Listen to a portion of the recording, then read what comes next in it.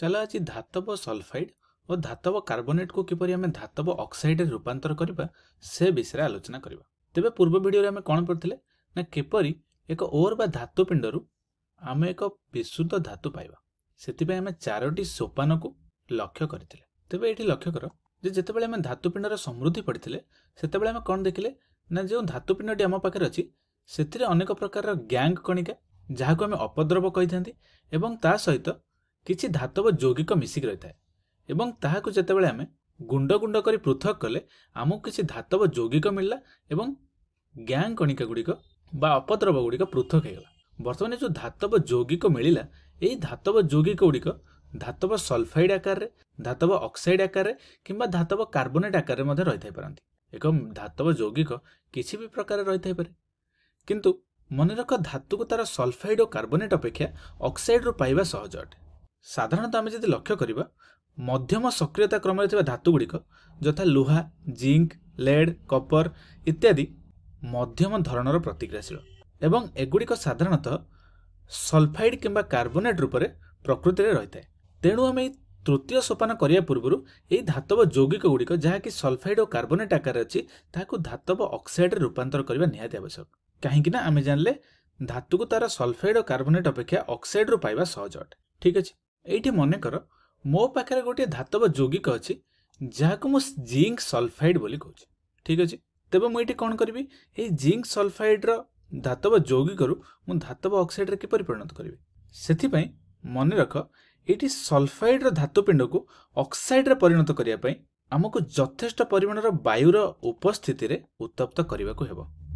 एवं ठीक सेहीपरि मुझे कहबी धातव यौगिकटी धातव कार्बोनेट आकार रे अछि ताले सेठी आमे सीमित परिमाणर वायुर उपस्थिति रे कार्बोनेट धातु पिंड को उत्तप्त करी धातव ऑक्साइड रे परिणत करि परिबा।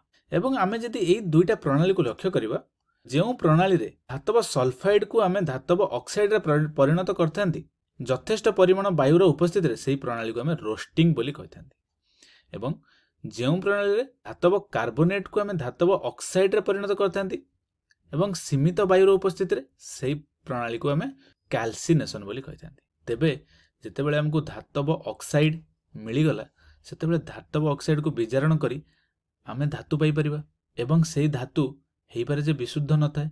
तेबे परवर्ती सोपान रे आमे सेही धातु को परिष्करण करी विशुद्ध धातु पाई परिबा।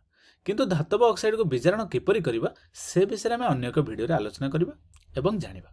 तेबे एठी गोटे कथा लक्ष्य कर जदि मो पाखे गोटे आयरन रो ओर अछि एवं ए आयरन रो ओर रु मु जो धातव यौगिक गुड़िक पाइली जदि से धातव यौगिक आयरन ऑक्साइड आकार रे थाए तेबे आयरन ऑक्साइड को आमे आउ आयरन ऑक्साइड रे परिणत करछि दरकार नै। तो सेथिरे आमे द्वितीय सोपान को व्यवहार करंती नै। तेबे आमे धातव ऑक्साइड रे रूपांतर न करी आमे सीधा सड़क धातव ऑक्साइड को विजारण करबा एवं तापरे धातु को परिष्करण करी आयरन रो धातु पाई जिबा। किंतु मु जदि किछि निष्क्रिय धातु को लक्ष्य कली जहा कि जेमति कि सुना, रूपा इत्यादि सेमानकु जेतेबेले आमे सुनार एक ओर बा धातु पिंडरू पृथक करंती सेतेबेले सुनार कोनोसी ऑक्साइड आकार न थाए कि सल्फाइड कार्बोनेट आकार न थाए। तेबे सुना विशुद्ध आकार थाए। तेबे से केस रे हमकु द्वितीय सोपान और तृतीय सोपान करबा किछि आवश्यक नै। सीधा सड़क भाबे धातु पिंडरू आमे धातु पाई गले एवं से धातु रे हुए तो किछि अपद्रव थाई पारंती तेणु ताहाकु आमे कोन करबा ना परिष्करण करी विशुद्ध धातु पाई परिबा। तेबे एमती भिन्न भिन्न प्रणाली रे आमे धातव यौगिक गुड़िकरू धातव ऑक्साइड रे परिणत करि परिबा एवं तापरे कोन करबा किपरि धातव ऑक्साइड को विजारण करी धातु पाइबा एवं से धातु को परिष्करण करी विशुद्ध धातु पाइबा से विषय हम अन्य एक वीडियो रे आलोचना करबा।